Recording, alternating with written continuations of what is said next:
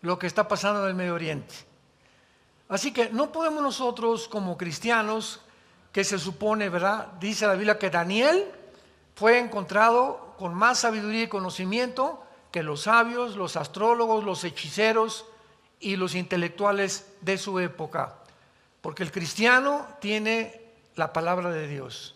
Tenemos la Biblia y todos los cristianos que diario la leen, la memorizan, la estudian y la meditan, no tienen idea de la amplitud que tu entendimiento va a tener, cómo vas a ensanchar tu comprensión y tu cosmovisión, tu cosmología de todo lo que está alrededor del mundo, de la historia, de lo que está pasando. Vas a entender lo que está pasando.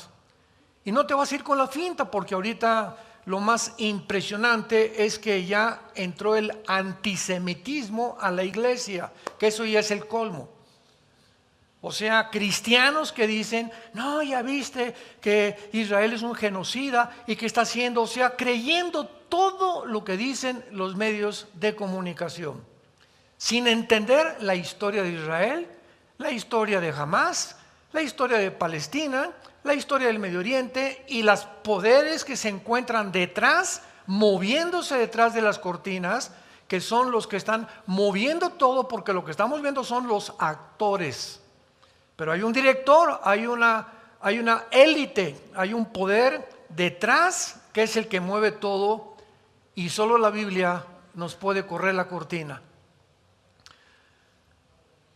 Veamos a ver en primer lugar que han habido varias pláticas, ¿verdad?, desde hace algún tiempo en lo que ha sucedido en Israel.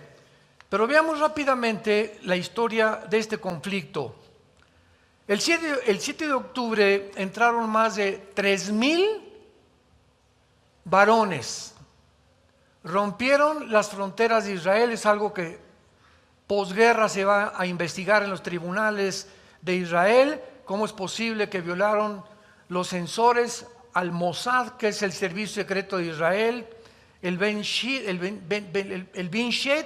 que es la inteligencia de Israel, y al ejército de Israel y al gobierno de Israel? Todas estas cosas los van a investigar, pero entraron 3,000 personas, 3,000 palestinos. Vamos a ver que no, la palabra palestino ni siquiera existe en la Biblia, ni ha existido tampoco. Entonces entraron, rompieron la frontera y tenían un plan que habían hecho ya hace más de 6 o 8 meses.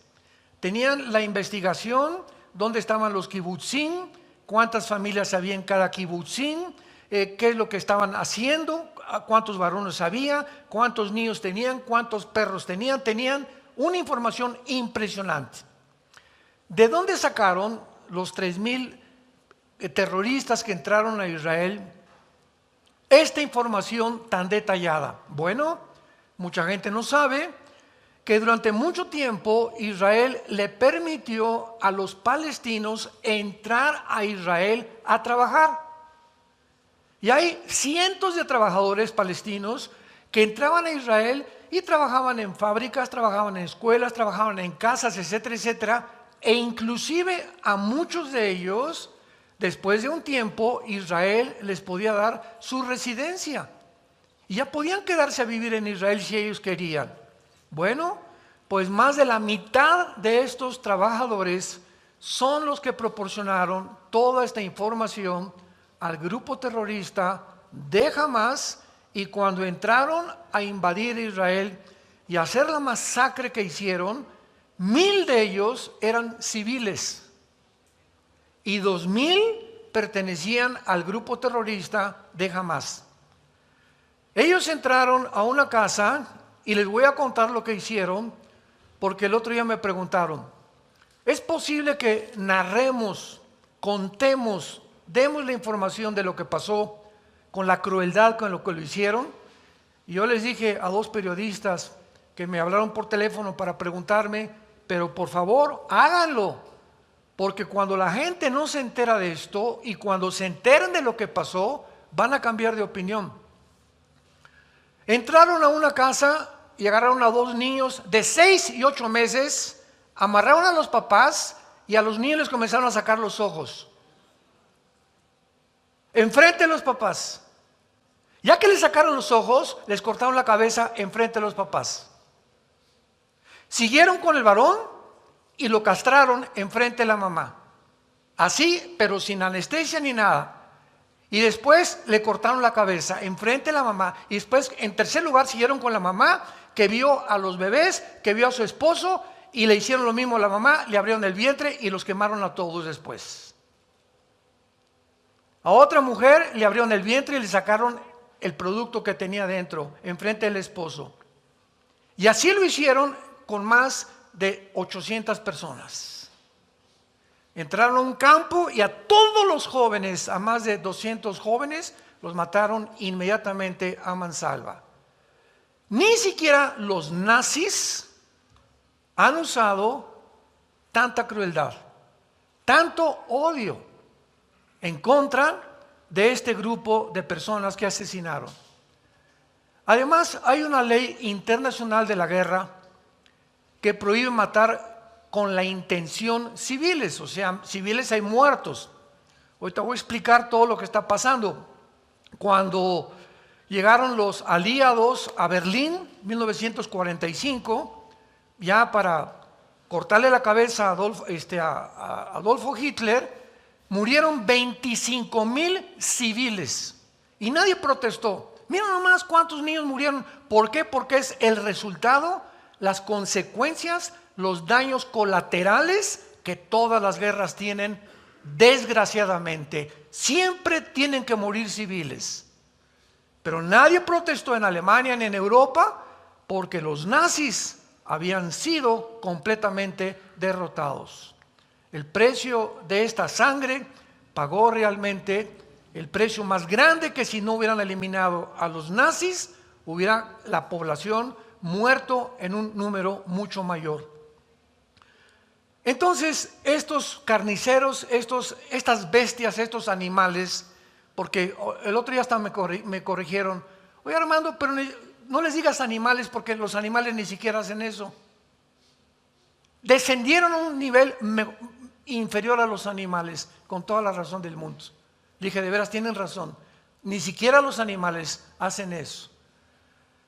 Después de todo esto, pues se llevaron a 240 rehenes, y entre los rehenes iban niños de 6 meses, de rehenes, separados de sus mamás de 8 meses, de 10 meses, jovencitas. Ahorita ya se comenzó a descubrir todos los horrores sexuales que les hicieron a las mujeres y que les siguen haciendo porque tienen todavía más de 150 rehenes en su poder. Se llevaron personas de la edad adulta, se llevaron mujeres de 85, de 90 años de edad, de rehenes, y el propósito de ellos era, bueno, vamos a entrar a Israel, vamos a sacar a los rehenes, y pues vamos a realmente a comenzar a negociar y a intercambiar con ellos prisioneros, y tenemos el mango el sartén por el mango. Los judíos van a tener que hacer lo que nosotros les digamos y obligarlos a que saquen miles de prisioneros y que no nos persigan más y que nos dejen ya seguir haciendo los túneles que estamos haciendo. Israel, después de esta matanza, trajeron a los más grandes expertos en Estados Unidos, en Canadá, en Inglaterra, en Alemania, en Francia, en España, de la inteligencia y personas de las Naciones Unidas a que vieran lo que habían hecho. Y después de que vieron todo lo que habían hecho, las naciones apoyaron que Israel no podía permitir que volviera a suceder un evento igual, porque toda nación tiene el derecho de defenderse. Sobre todo cuando huyen y se esconden y se llevan todavía a rehenes. Entonces Israel reacciona y le declara la guerra. Ahora sí, le declara la guerra no a los palestinos. Divorciemos la palabra palestinos, que es el pueblo, del grupo terrorista Hamas. Entonces Israel le declara la guerra al grupo terrorista y comienza a entrar a Gaza con tanques de guerra y comienza a anunciarle a la población, a los palestinos, que aproximadamente son 2 millones de personas que viven en una franja de 50 kilómetros, que es lo que tiene Gaza, 50 kilómetros de largo por 10 kilómetros de ancho, comienzan a mandar en aviones boletines: sálganse de sus casas, váyanse hacia el sur de Gaza. Hay una entrada por Egipto que les está permitiendo recibirlos como exiliados, porque vamos a bombardear Gaza. ¿Qué hicieron los terroristas de Hamás? Comenzaron a bloquear todas las carreteras para que no se saliera el pueblo de Palestina. Comenzaron a impedirles que se salieran y que se escaparan. Bloquearon carreteras. De todo esto hay videos, hay fotografías, etcétera, etcétera. Y la pregunta es ¿por qué? Bueno, pues porque ya tenían más de 25, 30 años el grupo terrorista de Hamás, que se había apoderado de este territorio que se llama Gaza, y al pueblo lo habían explotado sin medicinas, sin comida, sin agua, etcétera, etcétera, porque los billones de dólares que Estados Unidos, Irán y la Unión Europea enviaron a Gaza no fueron para el pueblo. Se apoderó ese dinero el grupo guerrillero de Hamás. Y de esos billones de dólares no hicieron lo que la comida, todas las infraestructuras que necesitaba el pueblo, los departamentos que necesitaban, la pavimentación de las calles. ¿Qué hicieron con ese dinero? Una infraestructura de 500, escuchen, 500 kilómetros de túneles. Esta infraestructura es una infraestructura que no ha sido hecha jamás en la historia. Son túneles con una modernidad, con un sistema de electricidad, de ventilación, de cocinas dentro, 10 metros bajo tierra. ¿Se imaginan ustedes las maquinarias que necesitaron hacer? Y no es un túnel así como los que hacía el Chapo, ¿verdad? Eran túneles completamente, estoy hablando como de 3 o 4 metros de ancho, con sistemas de ventilación, con cosas, hasta con cosas en las paredes de mosaicos importados de Italia, etcétera, etcétera. Una cosa absolutamente impresionante en cuanto a infraestructura de túneles. Todos estos túneles los hicieron debajo de escuelas, de hospitales y de casas donde había familias con 3 o 4 niños. Todos los túneles están debajo de todas las escuelas, de todos los hospitales y de todas las casas donde había niños. Para que cuando Israel contestara el fuego, mataron niños. Y todos los medios de comunicación, genocidas, están matando, etcétera, etcétera, porque los túneles los hicieron deliberadamente, ya que este grupo terrorista de Hamás nunca le ha importado el pueblo palestino. Han sido víctimas, los han usado como carne de cañón. Una vez con esta introducción breve, vamos a repasar rápidamente de dónde surgió el pueblo palestino, que antes de 1920 nadie se llamaba palestino, antes de 1920. ¿Quiénes son y cómo se formó el grupo de Hamás?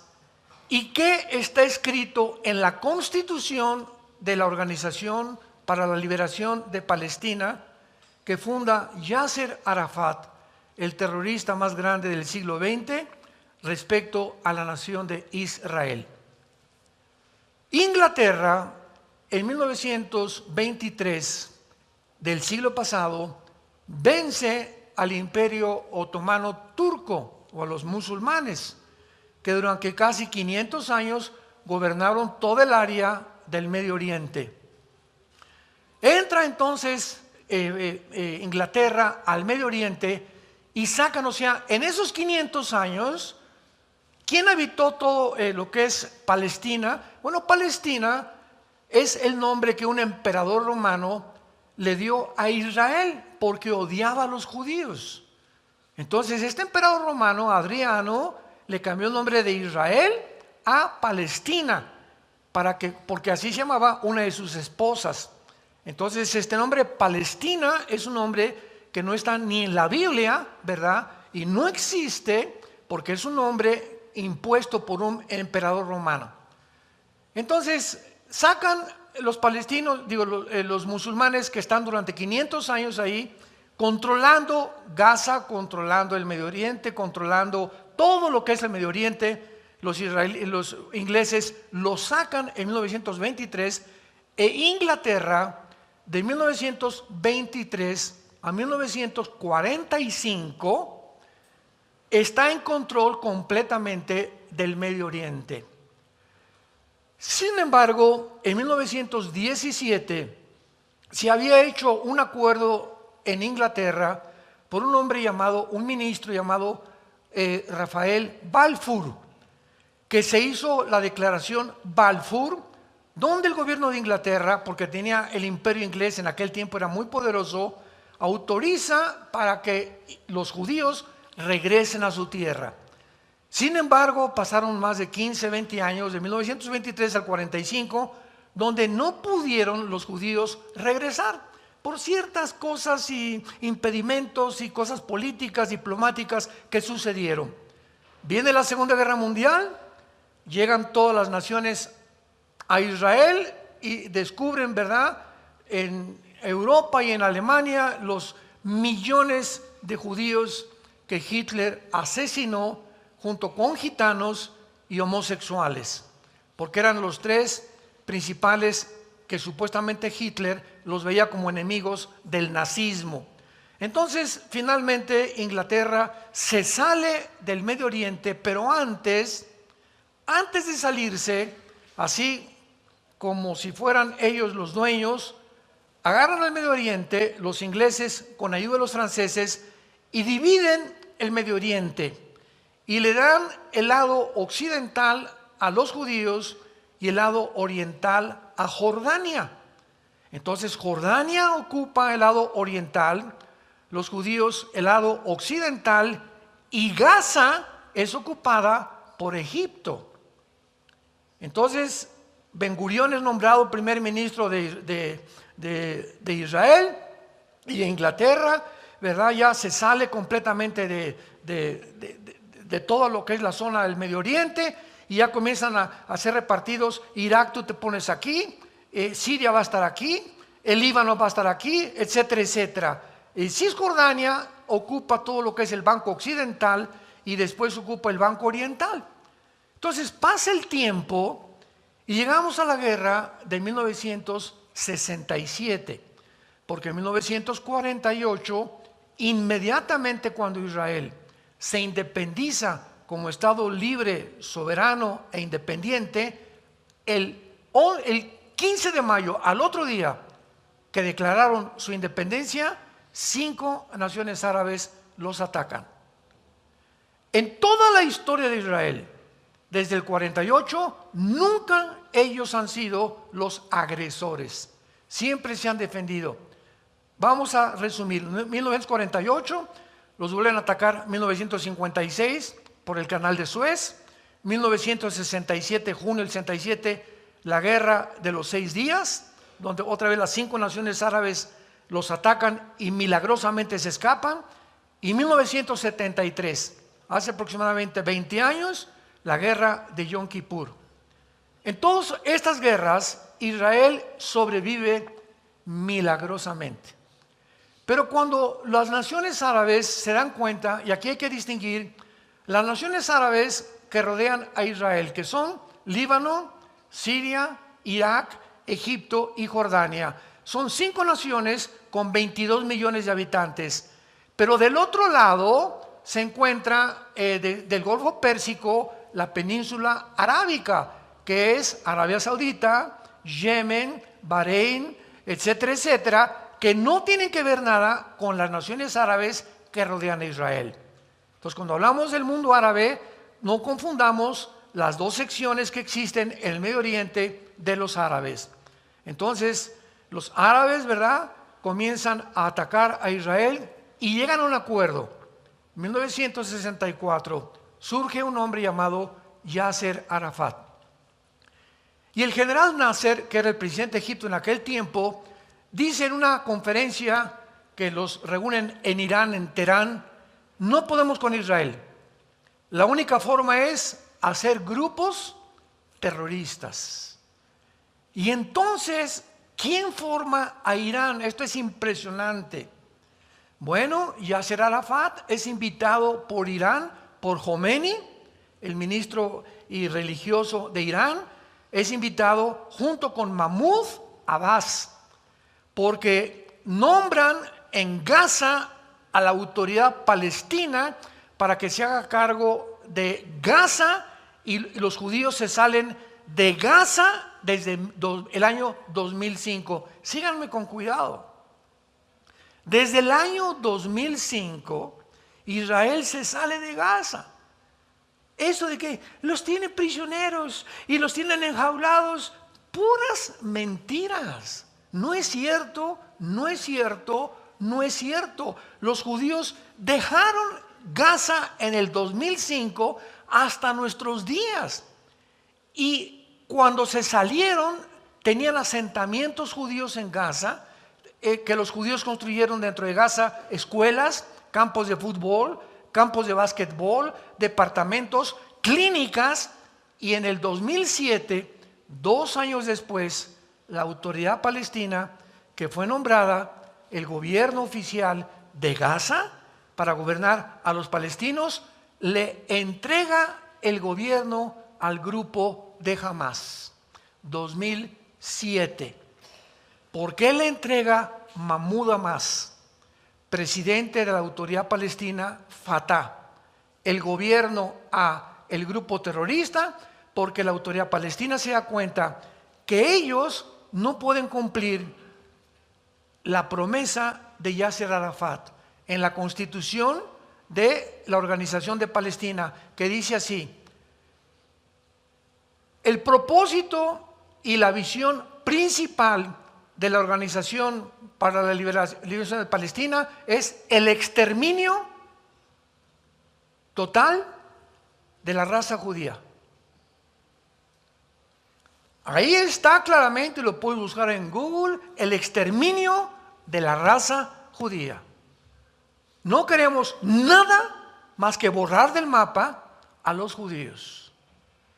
Entonces, la autoridad palestina no tiene ejército y se levanta un grupo de militares en Hamas, dice que de guerrilleros, y comienzan a levantarse. Vamos ahorita con quién los formó, y toman ellos el poder de la autoridad palestina. Y desde el 2007 hasta nuestros días, todo el dinero que mandaban las naciones dizque para el pueblo de Palestina, los líderes de Hamas, por cierto, creo que ayer o antier ya agarraron a los 2 principales líderes, comenzaron a gastarse el dinero en lo que les acabo de mencionar. Y los líderes de Hamas no vivían en Gaza, vivían en Qatar y vivían en Turquía, en casas de $10 millones. Los líderes y de todo el dinero que les mandaron no lo usaban para el pueblo, clásico de la mayor parte de los gobernantes a través de toda la historia. Cuando hablamos de los cubanos, no estamos hablando del pueblo. Los cubanos son un lindo pueblo, el gobierno. Cuando hablamos de Venezuela, no estamos hablando del pueblo venezolano, que son preciosos los venezolanos. Cuando hablamos de Irán, es donde más rápido está creciendo la iglesia. Cuando hablamos de algo así, estamos hablando de los gobiernos. El pueblo siempre va a pagar las consecuencias, pero son los gobiernos los corruptos, los que establecen el totalitarismo, porque a los gobiernos modernos les conviene el totalitarismo, porque es la única manera de controlar al pueblo y quedarse con nuestro dinero. Y levantar una cortina de humo y decir: el pobrecito, aquí hay libertad, como en Cuba, que están muriéndose de hambre. ¿De qué sirvió la revolución ideológica marxista, leninista, con la dialéctica materialista en Cuba, en Venezuela, ya no sigo mencionando más naciones, y lo que pasó en Alemania cuando la dividieron, Alemania Oriental, Alemania Occidental en la Segunda Guerra Mundial. Podemos seguir hablando de los 150 millones de muertos en el siglo pasado por la ideología del comunismo. Pero tenemos que entender esto. Ahora Israel, ¿por qué el odio a Israel? Lo vamos a ver más adelante, no sé si en la próxima conferencia, pero hay una historia política por qué se odia y por qué el mundo quiere exterminar a Israel. Y bíblicamente, porque la Biblia nos muestra cuáles son las razones que tuvo los nazis, que tienen las naciones para exterminar, sacar, borrar del mapa a la nación de Israel. Esto no ha sucedido con ninguna etnia, ninguna cultura, ninguna civilización. Señores sociólogos que nos escuchan, señores historiadores que nos escuchan, es un fenómeno inexplicable en la historia. Y solo lo podemos encontrar. Hay una respuesta política y hay una respuesta bíblica o teológica también. Entonces, Inglaterra no puede resolver el conflicto, se sale de Medio Oriente en el 45, se declara completamente la independencia Israel, y de ahí en adelante vemos nosotros que ya Israel ocupa su puesto, es atacado, pero desde entonces podríamos contestar cuáles han sido principalmente los problemas que supuestamente los palestinos le han dicho al New York Times, a la cadena CNN, a la noticia de publicación Haaretz del Medio Oriente y lo que han promovido en el mundo. Escúchenme muy bien. La narrativa que se ha manejado es la siguiente. Los palestinos quieren un Estado junto a la nación de Israel. Y mientras Israel no acepte un Estado dentro del territorio de Israel, los palestinos son víctimas y son los que están sufriendo simplemente porque los tienen encerrados en Gaza. Jesús mío, mi dulce querido, cuando yo tengo un pueblo junto a mí que me quiere exterminar, que en su constitución dice que no quieren, no es cierto que quieren dos estados, quieren el exterminio de nosotros. Si ahora teniéndolos ahí y habiéndoles dado lo que hicieron lo que hicieron, imaginémonos que ahora dividamos toda la nación de Israel y que se haga el Estado de Palestina y el Estado de Israel viviendo juntos. Los judíos no sobrevivirían 3 días. Entonces, ¿cuál es realmente lo que han tratado de exhibir dentro de los medios de comunicación como el problema? Bueno, dicen 4 principales puntos que consideran, entre comillas, los problemas. Número 1, el futuro de los refugiados palestinos. En 1948 llegan los judíos y levantan a Israel, y había un grupito muy pequeño de árabes, no se llamaban palestinos, por el amor de Dios, no existe tal cosa como palestinos, pero como se llamaba Palestina, todo lo que es la tierra de Israel, entonces ellos se adjudicaron el nombre de árabes palestinos, pero son árabes, no hay tal cosa de palestinos. La franja de Gaza, bíblicamente, perteneció a los filisteos, donde vivía Goliat, ¿se acuerdan? De Gaza con sus hermanos y los gigantes en los tiempos que David los acabó. Toda esa franja de Gaza era la filistea del Antiguo Testamento. Y los filisteos, hace más de 1500 años, dejaron de existir. Entonces, eso de que los palestinos son herederos de los filisteos es la más grande mentira histórica y bíblica que podamos nosotros considerar como una verdad. El futuro de los refugiados palestinos. Entonces comienzan a enojarse los árabes, y los árabes que quedaban ahí, que sobrevivieron en el 48, ninguna nación árabe les dijo a los egipcios: pues vénganse con nosotros. Siria, vénganse con nosotros. Irak, vénganse con nosotros. El Líbano, vénganse con nosotros. No, quédense ahí en Gaza. Y ahora,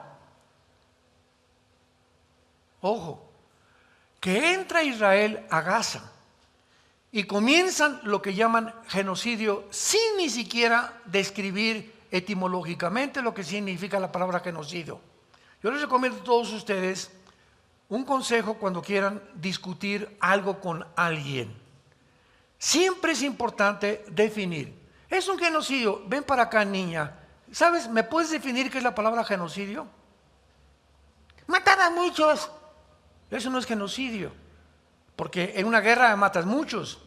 Asaltan un niño en una escuela, agarra a 30 alumnos con un rifle y mata ¿cuántos alumnos? Tampoco es genocidio. No significa matar a muchos. La palabra genocidio, para que sea genocidio, tiene que haber la intención anticipada de eliminar un grupo por causas políticas o religiosas. Si no, no es genocidio. Entonces, lo que hizo Hamás al entrar a Israel es genocidio, porque lo planearon y la intención de ellos era matar cientos de judíos. Eso es un genocidio. Mientras no haya la intención anticipada, como igualmente que el asesinato. ¿Cuál es la diferencia entre matar en defensa propia y asesinar? Matar en defensa propia, si alguien quiere y me quiere quitar la vida, o la vida de mi esposa, o mis hijos están de por medio, o terceras personas, yo tengo derecho a defenderme si tengo una pistola y lo mato antes que entre a mi casa y mate a mi familia. Yo tengo ese derecho y no es asesinar. Y Dios no me culpa. Un militar puede ser cristiano y va a una guerra y militares matan de la guerra y no son asesinos. Esa pregunta me la han hecho cientos de veces. Hermano, trabajo aquí en Costa Rica, trabajo en Nicaragua, trabajo en el gobierno, en el ejército. ¿Es prohibido que yo entre a la guerra o que sea militar? De ninguna manera, porque lo haces en defensa propia y bajo la protección de tu país. Pero asesinar es con premeditación, alevosía, ventaja y por venganza. ¿Cuál es la diferencia? La intención del corazón. Me quisieron matar y yo saqué y lo maté en defensa propia. No era mi intención matar a esa persona. Cuando no hay la intención, Dios en la Biblia no te culpa de asesino. Pero cuando tú planeas algo, voy a matar a don Panchito y voy a matar a Chencho y voy a matar a esa persona, o le voy a hacer daño, o le voy a echar una maldición, o le voy a hacer esto y el otro. Cuando hay esa intención anticipada, es lo que Dios juzga el corazón. Tú no tienes que, Jesucristo dijo, no tienes que acostarte con una mujer para que mi Padre te juzgue de adúltero. Con la pura intención en tu mente, deseando a una mujer que no es tu esposa, Dios te considera adúltero. No necesitas jalar el gatillo, dice en la Biblia, para que Dios te considere asesino. No. ¿Qué fue lo que te impulsó a jalar el gatillo? El odio. El odio, sin que jales el gatillo, ya eres delante de Dios asesino. ¿Van entendiendo la mente de Dios y lo que dice la Biblia? Que es las intenciones las que nos mueven a hacer, y la motivación lo que nos hace culpables o inocentes delante de las leyes éticas y morales de Dios. Entonces, eso de los refugiados palestinos, ¿verdad? Fue solamente una cortina de humo. En segundo lugar, si ambos pueblos deben compartir Jerusalén, 1993, los acuerdos de Oslo en Noruega. Se llega a una ceremonia en la Casa Blanca y está el presidente Clinton y está Yasser Arafat, es lo más cerca que han estado de un pacto de paz. Escuchen, Yasser Arafat, Yitzhak Rabin, primer ministro de Israel en aquel tiempo, dándose la mano en medio del presidente de Estados Unidos, Clinton en la Casa Blanca, celebrando supuestamente el pacto que se hizo en Noruega, en Oslo, en 1993. A la semana de 1993, Yasser Arafat manda un mensaje y dice lo siguiente: dentro del pensamiento del Islam y del grupo terroristas, nosotros tenemos que decir mentiras para engañar a nuestros enemigos y decirles, sí vamos a hacer eso, pero sabemos que la intención es no hacerlo porque Alá nos manda matarlos, eliminarlos. Y comienza a publicarse lo que dijo Arafat, y de 1993 vienen otros acuerdos, el 2010, etcétera, etcétera, y todos los acuerdos de paz terminan borrados, porque no es cierto que quieren ellos. Cuando firmaron el primer tratado con Arafat, dijo Arafat, no queremos la mitad de Jerusalén, queremos toda la ciudad de Jerusalén. No queremos la mitad de Israel, queremos toda la tierra de Israel. Y queremos toda la tierra de Israel y todo Jerusalén cuando exterminemos a los judíos. Ese odio, ¿verdad? Que es la antítesis, lo opuesto al amor, al perdón. Los judíos les dicen a los palestinos, huyan por favor, no queremos que mueran. Vamos a bombardear, tenemos que bombardear esta ciudad. Ahí están como ratas escondidas. Y sin embargo los bloquean los mismos grupos terroristas para que ante el mundo puedan ser percibidos como asesinos, como genocidas, etcétera, etcétera. Y ya después de esto que los judíos ahorita, después de todos estos días que ha habido de guerra, han visto, ¿verdad?, que están 10 metros los túneles bajo tierra. Acaban de inventar hace una semana que ahora ya comenzaron desde hace 2 días a meter el agua del mar, a bombearla por los túneles para sacarlos a todos estos que ya no se pueden considerar ni animales siquiera. Imagínate que eso le hayan hecho a tus hijos, a tus bebés, a tu esposa, a tus hijas. Y te preguntara el juez qué quiere que hagamos y tú les digas, pues que los liberen, que los perdonan. Jesus loves you. De ninguna manera, ¿verdad? ¿Sabes qué? Que les den cuello. Hay seres humanos que han perdido el derecho de vivir porque se han vuelto peor que animales. Y ahora lo están sacando a todos. No sé si vieron las fotografías ayer o antier. Salieron, verá, como ratas de los túneles los grupos terroristas. Y hace algunos meses, cuando mataron en Israel a un soldado, los soldados tienen las órdenes de disparar de aquí a aquí o a la cabeza. Pero este señor, el terrorista que entró a Israel, estaba tapado. Esto fue hace como 1 año, 2 años. Entonces cayó al suelo y los judíos siempre, aunque sea un terrorista, le hablan a los paramédicos. Siempre, siempre, siempre. Aunque sea un terrorista, vinieron los paramédicos a asistirlo y no se dieron cuenta que traía un chaleco lleno de bombas. Y los mató a los 10 paramédicos. Y desde entonces Israel cambió la política. Cuando agarran a un terrorista, lo encueran. Y por eso ahora todos los que están saliendo de los túneles, ¿cómo están retratados? En ropa interior. ¿Por qué? Porque ya no pueden arriesgarse de que traigan bombas en un chaleco o en una ropa. ¿Y qué han dicho los periódicos? Ya vieron los judíos a pobres civiles. ¿Cuáles civiles? Ninguno eran civil, todos eran terroristas. ¿Y por qué están semiencuerados? Porque no pueden correr el riesgo de que traigan bombas. Los medios de comunicación que están a favor de que Israel sea exterminado, ¿de dónde creen que viene? De la Organización para las Naciones Unidas. La ONU, que tiene un Consejo de Seguridad que es gobernado casi por Rusia, de todos los edictos, decretos que han sacado desde que se fundó en 1947, que antes era la Liga de las Naciones, el 70% han sido contra Israel. Ahora que Hamás hizo esto, no sacaron una sola acusación.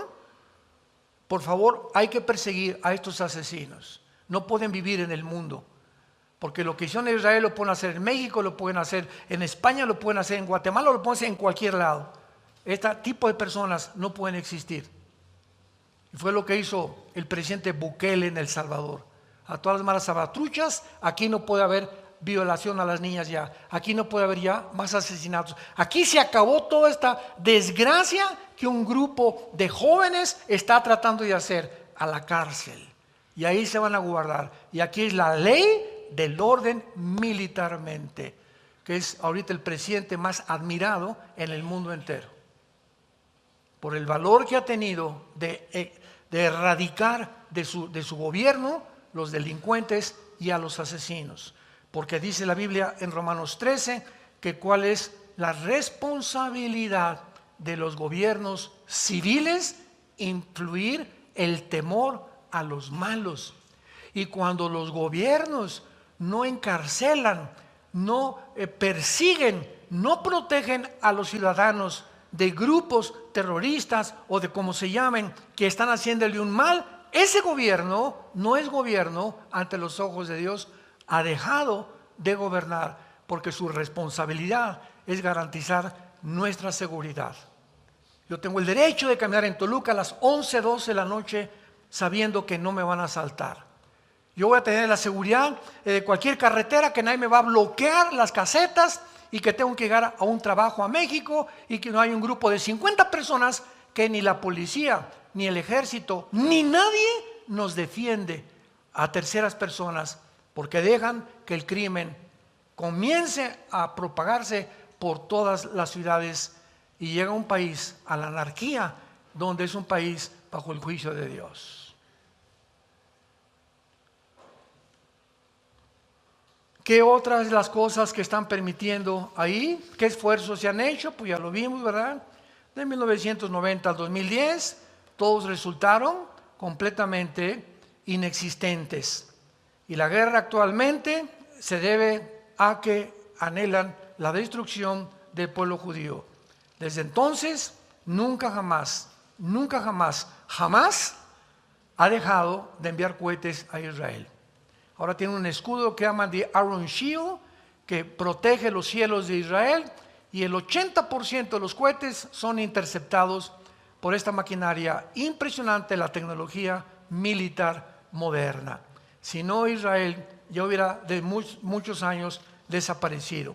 Ahora finalmente termino narrándoles a ustedes quiénes son los palestinos. Escucha muy bien, jamás fue creada por la hermandad musulmana. Apúntalo.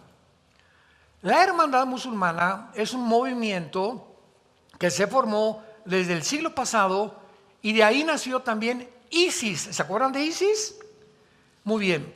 El director de ISIS, que es el que más se ha acercado de la hermandad musulmana, es un grupo, la mayor parte son sunis, porque los musulmanes se dividen entre sunis y entre chiitas. Entonces, el director de ISIS dijo lo siguiente: nos vamos a apoderar de todo el Medio Oriente, porque el Medio Oriente tiene que ser del Islam. Vamos a seguir destruyendo el Vaticano y después el mundo entero. Ese era el proyecto original de ISIS. ISIS cometió un error gravísimo. ¿Cómo lo cometió Hamás? ¿Cómo lo cometen los ladrones y los criminales? Creyendo que no hay un Dios que los está viendo y que no hay crimen perfecto. ISIS comenzó a matar a pilotos japoneses, franceses, etcétera, etcétera. ¿Se acuerdan que los ponían en la playa, los vestían de naranja y les cortaban la cabeza con un machete y publicaban en sus videos estos asesinatos? Entonces, pues se echaron en cara al mundo entero el grupo de ISIS, porque ya no solamente eran los americanos los que los querían perseguir, ahora el mundo entero estaba reclamando que estaban matando a su gente.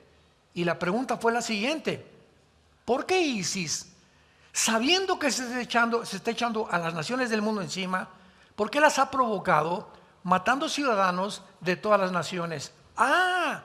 porque en la Constitución está establecido que para que venga el Mahdi, que es el Mesías, que para nosotros es el anticristo del mundo musulmán, necesitamos una guerra violenta. Y lo que ISIS estaba provocando en el Medio Oriente era una guerra, una confrontación, incendiar el Medio Oriente, porque de acuerdo a su teología, de ahí va a surgir su Mesías.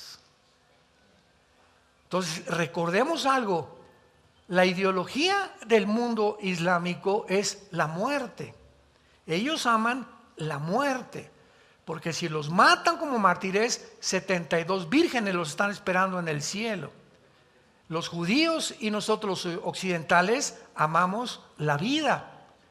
A ellos para morir es una dicha.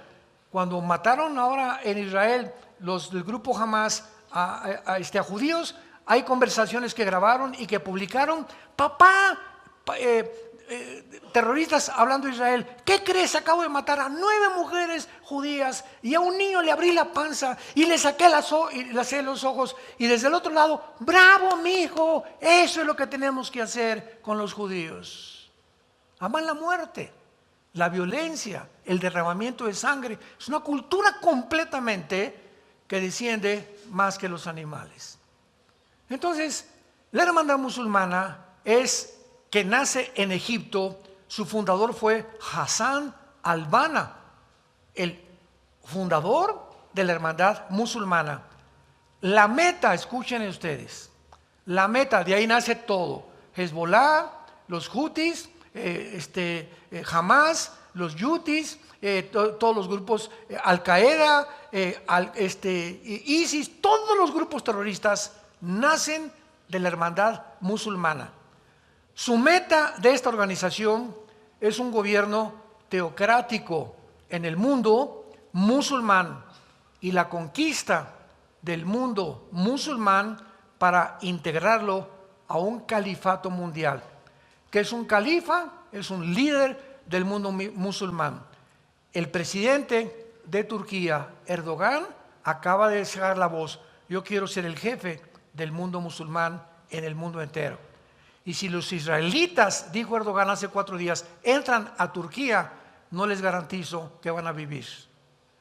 Aun cuando Turquía pertenece a la OTAN, que es el ejército de Europa, bíblicamente en Ezequiel 38 aparece con el nombre de Turquía, que va a tener que salir de la OTAN para poder realmente unirse a Rusia, a China y a todas las naciones del Oriente que tienen el propósito de exterminar al mundo judío. Jamás refleja esta ideología en su constitución, estableciendo que su meta es destruir el Estado judío para la existencia nada más del Islam. ¿Cuántos años se propagó la mentira de que el Islam era una religión pacifista? Fueron mentiras que nunca supieron, porque si tú lees el Corán te das cuenta que más del 50% son órdenes del supuesto Alá. Eliminen a los infieles, y los infieles son judíos y cristianos. Así que también a los de Toluca les toca la bolita. Hermanos en Cristo, estamos en un mundo muy peligroso, un mundo lleno de mentiras. Un mundo que está controlado por los medios de comunicación para hacernos pensar lo que CNN, lo que la cadena de televisión, lo que y video, hacernos pensar lo que ellos quieren que nosotros pensemos. Bendito seas, Dios y Padre de Jesucristo nuestro Señor. Te damos gracias porque tú eres, Jesús, el camino, la verdad y la vida. Te damos gracias porque tu palabra dice: el día que ustedes conozcan la verdad, será la verdad la que los hará libres. Mientras tú no conozcas la verdad, eres esclavo de las mentiras, de los engaños, de las desilusiones, de la falsa propagación periodística, de cadenas infames deshonestas, sin ética ni ninguna moral en el mundo, que explotan para sus intereses personales y corrompen a las poblaciones para su beneficio e intereses personales. Pero cuando conocemos la verdad, ya no somos conformistas, ya podemos explayarnos y comunicarle al mundo el mensaje más glorioso de la historia.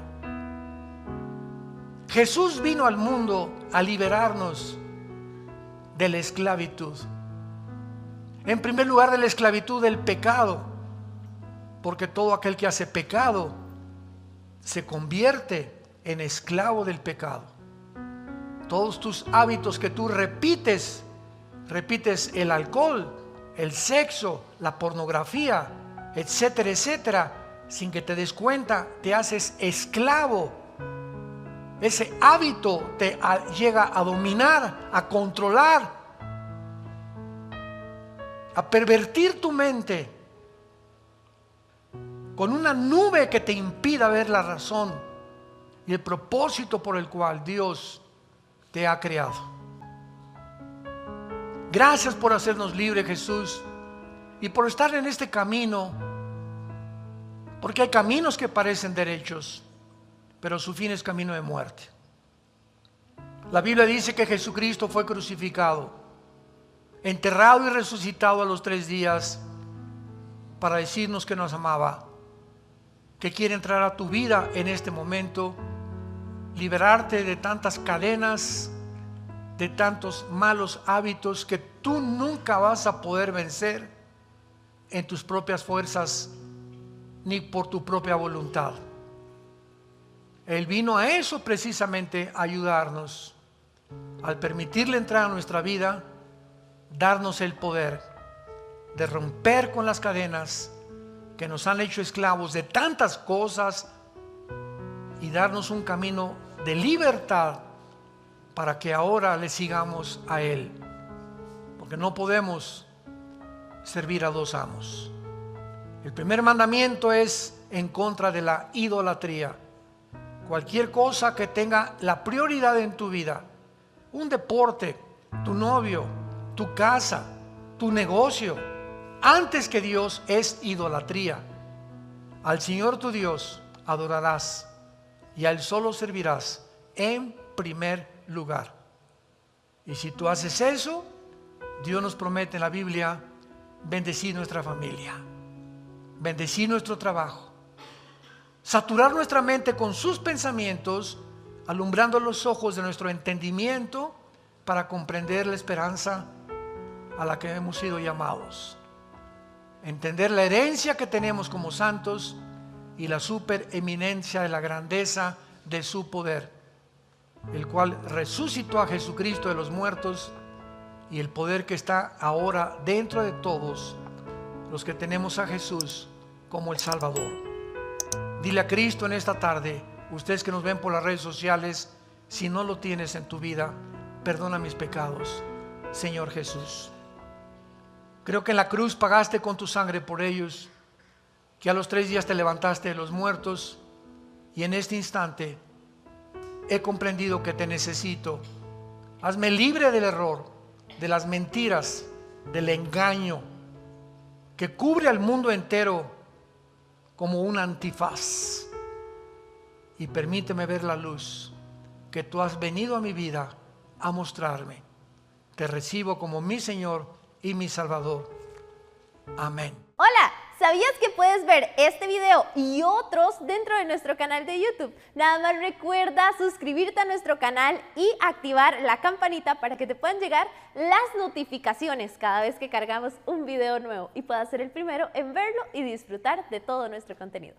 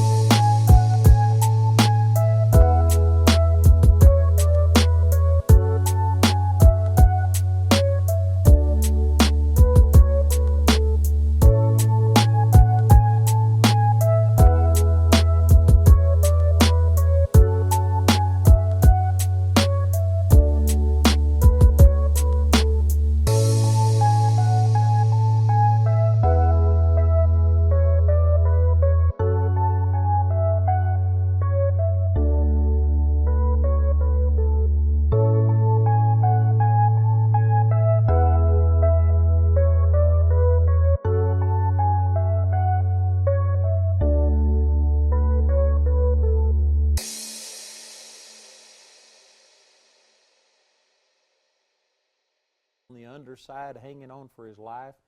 And, you know, I had that picture. I suggested this picture for this book because I've had horses most of my life. And one of the scariest things that I've ever done is to be on a horse that runs away with you. It's out of control. And I mean, you are just hanging on for dear life. And to me, that depicts the way that a lot of people are with their emotions. Most people don't control their emotions, but their emotions control them. And I tell you, that is a scary way to live. And I'm going to start sharing things from Scripture about how you can harness your emotions. And let me just say that this is going to be counter to our culture, nearly 180 degrees different. I'm going to be countering so many concepts and ideas that people have, and I'm aware that it's different. And I'm just telling you up front to brace yourself and be prepared, because look at it this way. Most people are not doing very well with their emotions. I could go into a lot of stats. I won't do all of that, but I mean, you could show how many people have to have a pill to get up, a pill to go to bed. They're totally dominated by things. They can't maintain relationships. You know, there's people committing suicide. I could, again, pull statistics and show that suicide is an all-time high, and all of these things are driven by emotions. Relationship problems are primarily emotional. Matter of fact, one of the points that I'm going to be making from James chapter 1 and other places is to show you that sin is all emotional. And I know that a lot of people would disagree with that and say, oh no, you don't understand. But you don't understand. I'm going to show you things from God's Word where it specifically says that sin is conceived in your emotions. And this is significant because the world as a whole, the secular mindset, is all about that if this circumstance happens to me, if this situation happens, that your emotions are just like a chemical, natural response. You have no control over this. And here's another way of depicting it. Your emotions are kind of like a caboose on a train. It's just pulled along by everything else. But the Bible actually presents it the opposite way, that your emotions are actually the engine. It's the driving force. You conceive sin. You conceive all kinds of things in your emotions.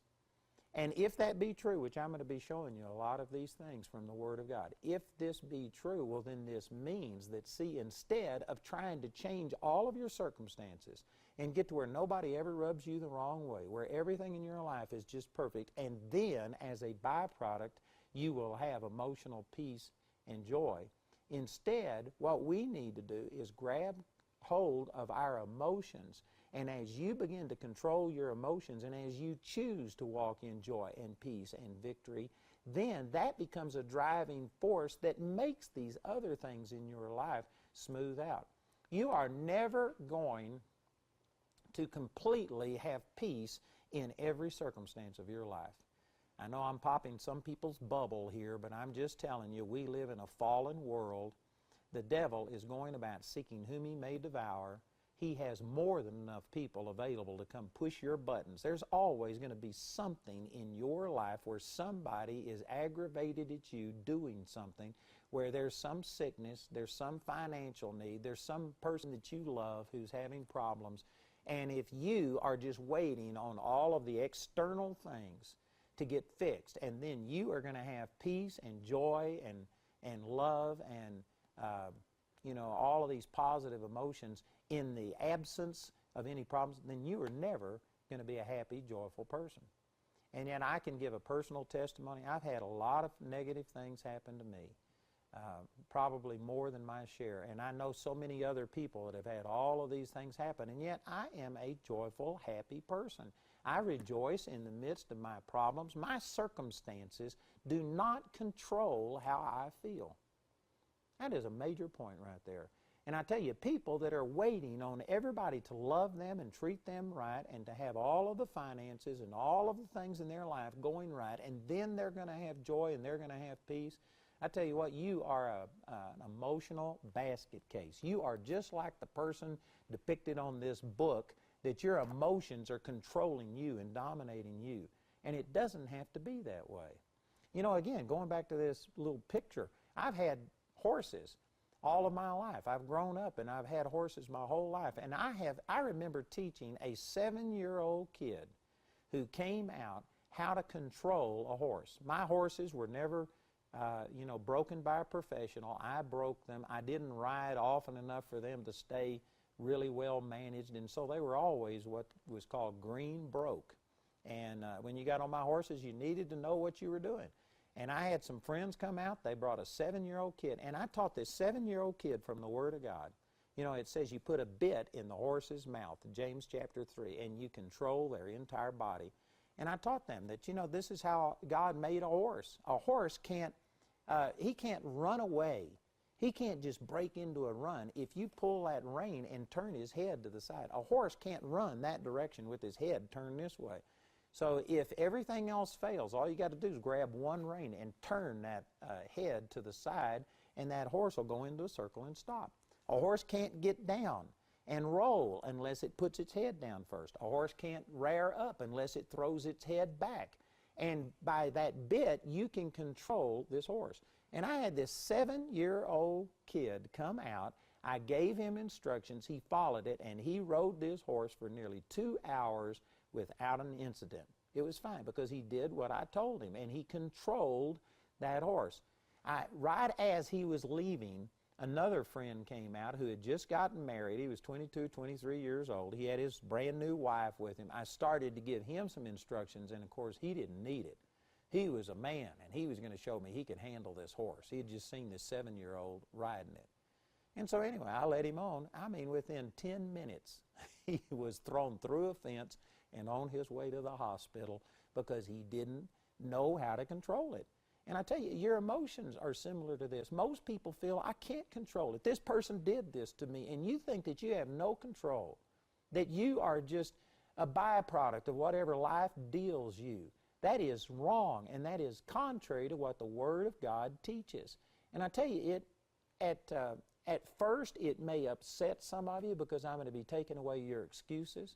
I'm going to be saying that it's not this person's fault. This person did not make you angry. This person didn't make you respond this way. They may have presented you with an opportunity, but you have a choice whether you become bitter or better. Now see, that's contrary to conventional wisdom, and most people are going to tell you you're a victim and this person treated you this way and you've got every reason to be depressed and defeated, and yet that's not true. I'm going to be going through dozens of scriptures where the Lord gave you a command, like in John chapter 16, verse 33. Jesus was speaking to his disciples and he said, in the world you will have tribulation. See, he wasn't saying that you're going to have a perfect life and you'll never have any problems come your way, and because of that, you'll be able to rejoice. No, he said, in the world you shall have tribulation, but be of good cheer, for I have overcome the world. In that one verse, he talked about you're going to have adversity. You are going to have problems, but you can still be of good cheer. The night before his crucifixion, John chapter 14, verse 1, Jesus spoke to his disciples in John 14:1 and says, let not your heart be troubled. And he was talking to them just hours before he would be arrested, before he was going to be crucified. It looked like all of their faith and trust in him as the Messiah was misplaced. It looked like that he was defeated, and it would be 3 days before he would raise from the dead, and that they would see that this was actually God's plan, that he bore our sins, he overcame death. And for 3 days, most people today would say that if they weren't depressed, if they weren't troubled, then they were in denial.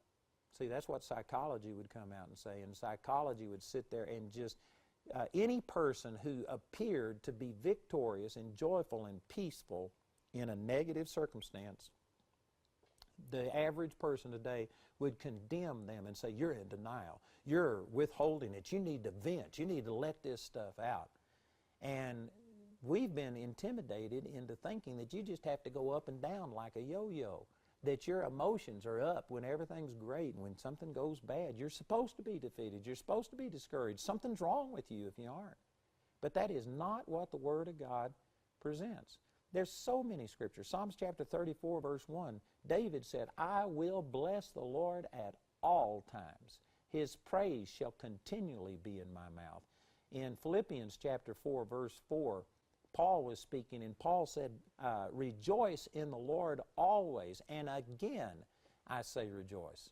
I think the reason he said, and again I say rejoice, is because he knew that people were going to say, you can't rejoice always. What happens if a person dies? What happens if this person has divorced you? What happens if you're sick? What happens if you're having financial problems? Most people feel justified in just being defeated and depressed. And for Paul to say, rejoice in the Lord always, he knew that people were going to think, you can't do this. He must not have meant what he said. So he says, again, I say rejoice. Just so that nobody would misunderstand. And there are literally dozens and dozens of not suggestions, but commands in the Word of God for us to rejoice always, to bless the Lord at all times, to let not our heart be troubled. We are going to have tribulation, but we can be of good cheer. And on and on and on the promises go. And so I say all of these things as introduction just to say that I think that this teaching on harnessing your emotions is one of the most practical things that I teach. Everybody has emotions, and with most people, they are not controlling them. They are letting their emotions control them. They are having totally emotional, knee-jerk responses, and they aren't following logic. You know, there's a lot of scripture. Let me just start with this verse over in Ephesians chapter 4. There's many scriptures that make this point, but this is the Apostle Paul speaking, and he said in Ephesians chapter 4 and in verse 17, this I say therefore and testify in the Lord that ye henceforth walk not as other Gentiles walk in the vanity of their mind. Boy, that is a strong statement right there. I've actually taught on this verse for 2 or 3 hours at a time. I'm just going to give you a real brief thing. I encourage you to go check this out on your own. But the word that was used for vanity, the Greek word that this was translated from, it literally means the inutility and transientness of your mind. Now that's a big deal right here. He's saying don't live like people that don't know God, that don't have a relationship with God, who don't utilize their mind, and they are just constant. Their mind isn't focused. It's not fixed. They just bounce from things to things. They're just constantly being dominated and controlled by other things. He says instead you should act like a believer whose mind is fixed on the Lord, and you use your mind for something besides a hat rack. Amen. You think through things. And then the next verse, it's actually the same sentence. He goes on to say, having the understanding darkened. See, if you aren't walking in the knowledge and in the revelation that God gives you, if you aren't utilizing your mind, then it says you have your understanding darkened. Now, this is a major point. And again, I could teach on this for a long time, but in the book of Proverbs, it talks about knowledge, it talks about wisdom and understanding. And it says wisdom is the principal thing. And so get wisdom, and with all of your getting, get understanding. In other words, you need to have not just information, but you need to have the wisdom to be able to sort through this. You need to understand your situations. If you can't understand things, and again, I'm leading up to a point down here in this verse, but see, this is what happens when you operate in just emotions. When you let what a person does to you, and you are just compelled by your feelings of rejection or anger or revenge or whatever it is, you don't think clearly. It makes you spiritually retarded. It makes you so that you don't use your brain properly when you are just going by emotions. And if you would be honest, if I could sit down and talk to every one of you personally, I could guarantee you that there have been times that somebody has hurt you and you said or did something that you knew it wasn't right, but you felt it so strong. It's just like in a sense you turn your brain off and you just let your hormones, your emotions dominate you, and nearly in every single instance you'll regret doing that.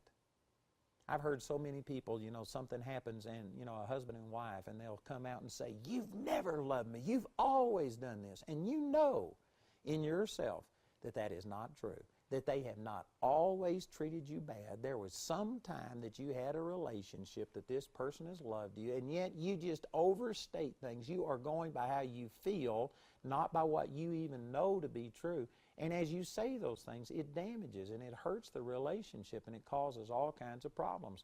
But most people don't use their brain when they come into conflict with somebody. They're just going by how they feel at that moment. And I'm telling you, it will nearly always get you into trouble. So it says here that don't be like the people that don't use their mind. They aren't going by logic. They aren't thinking straight, but they have their understanding darkened, and they are alienated from the life of God through the ignorance that is in them because of the blindness of their heart. And look at this next verse. It says, who being past feeling have given themselves over unto lasciviousness to work all uncleanness with greediness. Now this is an amazing verse, and again, I could go into more detail and show you this in a technical way, but here's the bottom line. When it says that you are past feeling, it means that you have gone beyond the normal use of emotions to where you are now being dominated and controlled by emotions. You have gone past the proper use of feeling to where you are just controlled and dominated. It's like, again, the picture on this book. It is way out of control. You aren't even close to being in control. It's a scary situation. And this is talking about these people who aren't utilizing their brain. Their understanding has been darkened. They're alienated from the life of God that's in them because their heart has been blinded. They have gone beyond the normal use of feeling, and they are just being totally controlled. They have given themselves over unto lasciviousness. You know, the word lasciviousness is not a word that we use much, and so most people just have a disconnect. But lasciviousness is talking about passion. Strong, passionate, overwhelming emotion is what it's talking about. You know, God gave us emotions. If we didn't have emotions, if we were emotionless, if we were like a Spock, and for those of you who watch Star Trek, if you were like that and you never had emotions, did you know life would be bland. That's not the way that God intended us. It's wonderful to feel love. It's wonderful to feel joy. It's wonderful to feel peace. Emotions are like the icing on the cake. They are good in their proper place. But emotions are also the worst of life. Did you know that during the Christmas season, when people talk about love and family coming together, it magnifies the despair and the discouragement that some people have because they don't have a good family. They don't feel love. They don't have hope about the future. And because of that, suicides always increase. It's always the highest time of the year. These times that are supposed to be times of great love and emotion and feeling, those negative feelings drive people to commit suicide and do things. And we see that emotions are actually the best and the worst of the life. When they're good, it's awesome, and it's wonderful to have joy and all of these things. But emotions can also destroy a person. So emotions are a powerful force. They either make your life awesome or they can destroy your life. And the good news that I'm going to be sharing with you from the Word of God is that these are not things that you don't have control over. You can control how you feel. And you should not go beyond the natural use of emotions to where you let it dominate you. And I feel like this is where our society has gone. Under the influence of psychology, we have given such huge importance to emotions that it is way, way, way beyond what God ever intended. And most people are completely dominated and controlled by their emotions. You know, to give you an example of this, I had one of my Bible college students give me a tape that they had taught, and they were talking about forgiveness and stuff. And they used an illustration of a girl who, the parents of this girl were good friends of this woman, and she knew the girl. And anyway, this girl came to her and was upset and angry at her parents, and I mean just hated them. And this woman said that she knew the parents, she knew the girl, she knew the situation that she was talking about, and the girl was wrong.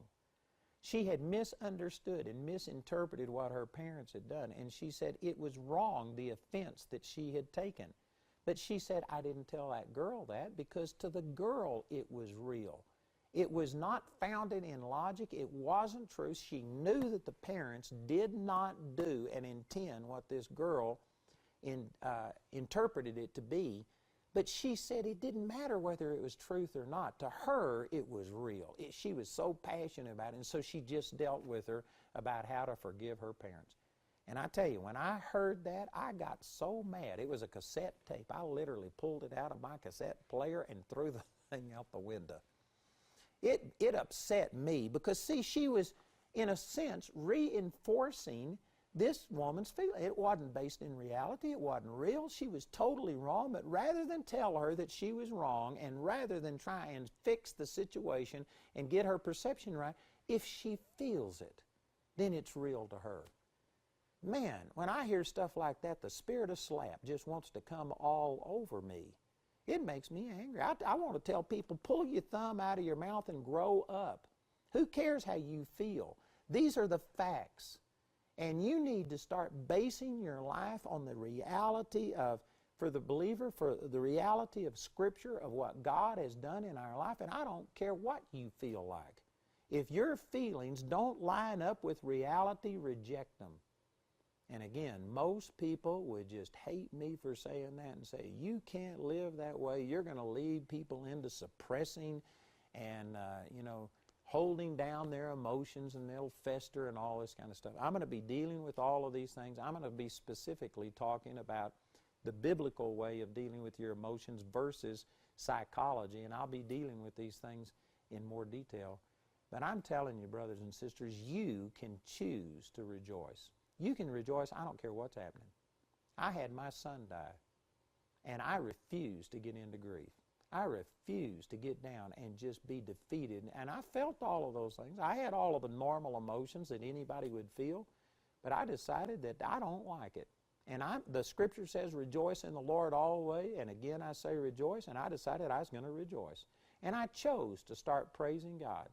And thank you, Jesus, that my son was raised from the dead after being dead for 5 hours and in a morgue, stripped naked, in a slab, in a cooler. Praise God that he came back to life. But you know what? I determined long before, it was an hour or something before I found out that he had come back to life, I determined I wasn't going to be depressed and defeated, and I was going to praise God, and I was going to go on and love God and be victorious regardless. I know some of you say, you can't live that way. Well, don't wake me up, because this is how I'm living. I hadn't been depressed in 44 years, and I'm not going to be depressed. Anyway, this is all introduction. And I encourage you to get these materials. I can guarantee you this is going to be different than what you've been told.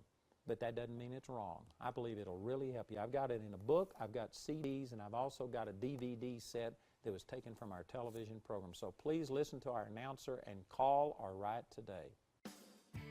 Andrew's complete teaching series titled Harnessing Your Emotions is available on either CD or DVD as seen on our daily TV program. Each is available for £13. Or you can get this teaching in book form for £8.99. Go to awme.net to see the options. The first audio teaching in today's series is titled Sin is Emotional. It's available for £3 when you write or call, but if you're simply unable to afford it, Andrew and his partners will send this first CD free of charge. We'd like to remind you that we're offering Andrew's latest book titled Christian Philosophy for £9.99. Contact us today to get your copy. You can use your credit card to order resources through our website at awme.net. While you're there, you can discover more product details and download additional free resources. Or you can order through our helpline Monday through Friday from 7 a.m. to 4 p.m. Greenwich Mean Time. Our helpline number is 01922 473 300. When calling from outside the UK, you must dial your international calling code, then 44 1922 473 300. If the lines are busy, remember you can order ministry materials 24 hours a day, 7 days a week, at awme.net. To write us, use the address on your screen. We hope to hear from you today. We'd like to point out Andrew's upcoming speaking schedule. Mark your calendars to come meet Andrew at one of these events. In the month of March, he'll be in Overland Park in Wichita, Kansas, Norman, Oklahoma, and Colorado Springs, Colorado. In April, he'll be in Orlando and Miami, Florida, Washington, D.C., and in Raleigh-Durham, North Carolina. And in May, he'll be in Atlanta, Georgia. For more details on Andrew's next meeting in your area, call our helpline or visit our website at awme.net.